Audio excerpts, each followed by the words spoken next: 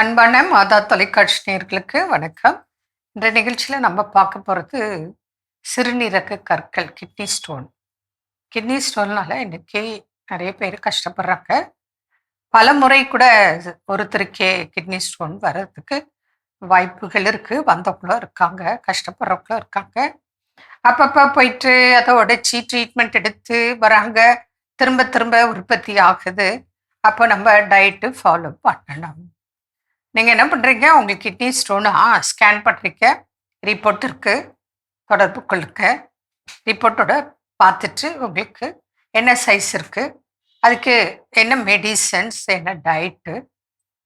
இதில் முக்கியமாக நாங்கள் சொல்ல வர்றது என்னென்னா, கிட்னி ஸ்டோன் பேஷண்ட்க்கு ஒரு 10 to 15 டேஸ் முதல்ல ரெஸ்ட் வேணும்.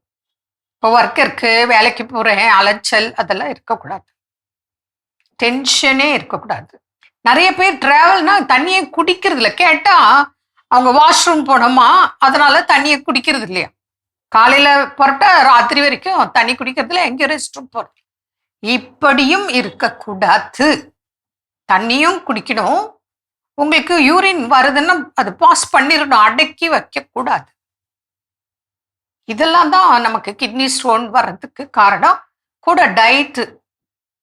இப்போ சிலர்லாம் நான் பார்க்குறேன், அன்டைம் ஃபுட் எடுப்பாங்க, அப்புறம் ரொம்ப ஸ்பைஸியாக எடுப்பாங்க, ரொம்ப நான்வெஜ் எடுப்பாங்க.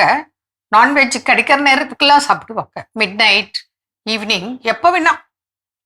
சின்ன வயசு பிடிக்குது, அறியாமை. அது உடம்புக்கு தொந்தரவு வராத வரைக்கும் யாரும் ஒன்றும் பேச போகிறது இல்லை. ஆனால் பாடிக்கு தொந்தரவு வந்துடும். சிலர்லாம் பார்த்தீங்கன்னா நான் பார்த்துருக்கேன், ஊறுகால இருக்குல்ல, சாதத்தில் வெறும் ஊறுகாய் போட்டு சாப்பிடுவோம். அவங்களுக்கு பிடிக்கும். டயட்டு ஃபாலோ பண்ணணும், தண்ணி நல்லா குடிக்கணும், யூரின் கண்ட்ரோல் பண்ணி அடக்கி வைக்கக்கூடாது. வருதா போயிடணும். ட்ராவலில் கட்டாயம் தண்ணி நிறைய குடிங்க. ஒரு 2 hours 3 hours ஒன்ஸ் நிப்பாட்டி வாஷ்ரூம் போங்க. இதில் என்ன இருக்குது புரியுறதா? அதை நம்ம மிஸ்டேக் பண்ணுறதுனால தான் நமக்கு ஸ்டோன் வருது. ஒன்ஸ் வந்துருச்சுன்னா சிலருக்கு அடிக்கடி வந்துக்கிட்டே இருக்கும். அப்போ அது என்ன ஸ்டோன் பார்த்து அதுக்குண்டான உணவுகளை நம்ம கட்டாயம் சாப்பிடக்கூடாது. அதனால தான் அந்த ஸ்டோன் வரும்போது அந்த ஸ்டோனை எடுத்து அது என்ன ஸ்டோனுன்னு கண்டுபிடிப்பாங்க. அப்போ எதனால் அது வருது, அந்த பொருளை நம்ம சாப்பிடக்கூடாது. இப்படியெல்லாம் ட்ரீட்மெண்ட் தேவைப்படுது. அதை விட நல்ல தண்ணி குடித்து நார்மல் டயட்டு ஃபாலோ பண்ணி ஹாப்பியாக இருக்கலாம். ஸ்டோன் இல்லாமல் பார்த்துக்கலாம். சரி, வந்துருச்சு. இப்போ வீட்டில் சில டிப்ஸ் உங்களுக்கு சொல்கிறேன்.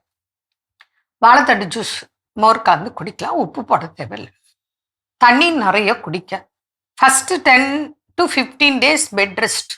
நாங்கள் சொல்கிற டயட்டே பார்த்தீங்கன்னா எல்லாமே லிக்விட் இருக்கும். அப்போது 1 hour ஒன்ஸ் ஒரு லிக்விட் கொடுப்பேன், குடிங்க.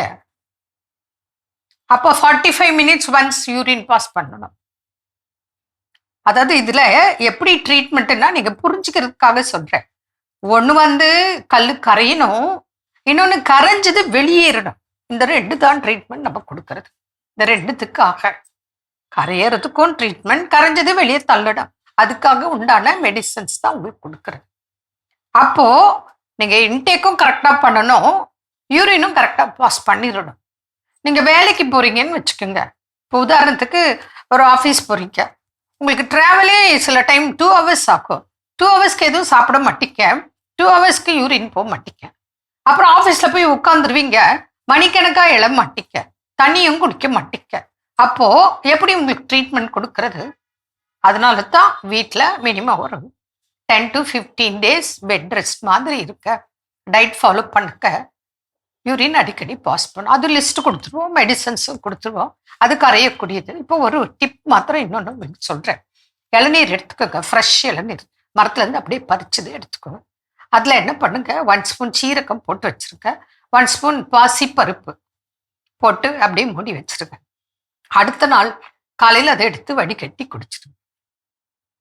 இது ஒரு டிப். இந்த மாதிரி நிறைய இருக்குது டிப்ஸு. அது உங்களுக்கு ஸ்டோன் சைஸை பொறுத்து, எங்கே இருக்குது அதை பொறுத்து உங்களுக்கு மாத்திரைக்கெல்லாம் உணவுக்கெல்லாம் கொடுக்குறோம்.